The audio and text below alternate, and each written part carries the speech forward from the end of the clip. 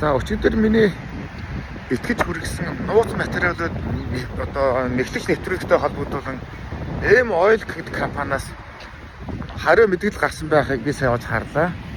За тэгээд энэ одоо улсын хурлын гишүүн Пунсалмагийн одоо ерхий захирлаар нь ажилладаг байсан. Одоо гэр бүлийнх нь өмчлөж байгаа энэ компани зүгээс ийм хариуцлагагүй худал ичгүүр санжуургүй мэдээлэл гаргасны хараад би үнэхээр жигсэн зүй үзэж байна. Яг үнэ хэлэхэд бол танаа гэр бүлийг одоо болох хэрэгтэй. 2012 онд ч Монгол улс ямар балдуучныхаа замын концепц гаргадаг юм бэ? На бичиг баримтаа та нар өөрсдөө хараа л да.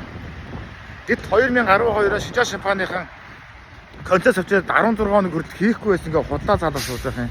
Наа компани ч 2012-оос 16-ны хооронд тэр Увс аймгийн Улаангомоос Наранбуулаг хүртэл, Наранбуулаас Сонгины үзүүр хүртэл, Говь Алтай аймгийн Дэлгэрээс тэр цаашаа Цэцэг сум хүртэл 128 км гэмжлэн. Тэгээ дээрэс нь нэмээд Яармгийн зам одоо монголчууд ч бүх замыг хийжсэн компани шүү дээ. Яах гэж ингэж муухай ичихгүй худлаа шаадаг байна та нар одоо. Тэгээд ер нь альбаа юм тэр нэг баримттай хандах хэрэгтэй. Би даанч одоо энэ баримттай авчрыг бол харж чадахгүй байна л да. Тэр тооцоо нийсэн акт гэж байгаа байхгүй. Тэр 2013 14 тэр амар том бүтээн байгуулалтыг хийж байхдаа бол яалтчгүй нэг M Oil-аас нэг 2 сая долларын 2.9 сая долларын битум бол авсан байдгийг яг үнэн юм байлээ. Гэтэл тэрийгэ буцаага 6 сая доллараар төлсөн юм байдаг шүү дээ. Төлсөн тэрийг гэж байна. Дээрээс нь нэмээд чинь энэ M Oil компанийн тэр дахин завхны замын ажил ганц ч удаа гар бие явуулдаг, ганц хүрд юм гаргаагүй, ер нь ганц метр зам тавьж чадахгүй тийм компани байж.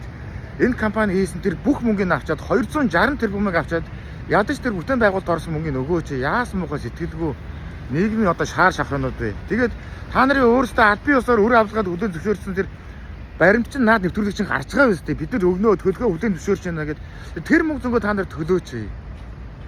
Та нар төлөөгөөс болоод ганцхан энэ Шинжаан Шимпа гэдэг хятадын компани хөрөхгүй байгаа байхгүй. Энэ компанид ажилладаг 100 хэдэн тэр монгол залуучууд чинь одоо бол цалингаа авч чадаагүй.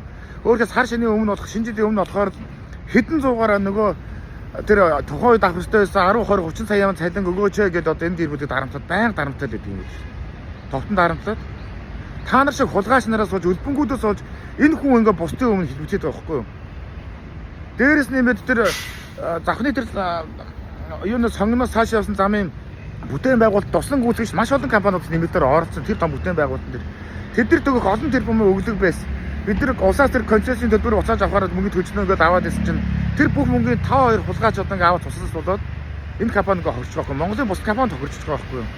Ямар муухай ханд цадгүй өлбөн одоо нийгмийн шаар шахруугаар юм байдаг байна. Тэгээ бас нийт талыг барьсан ч донгосч байна.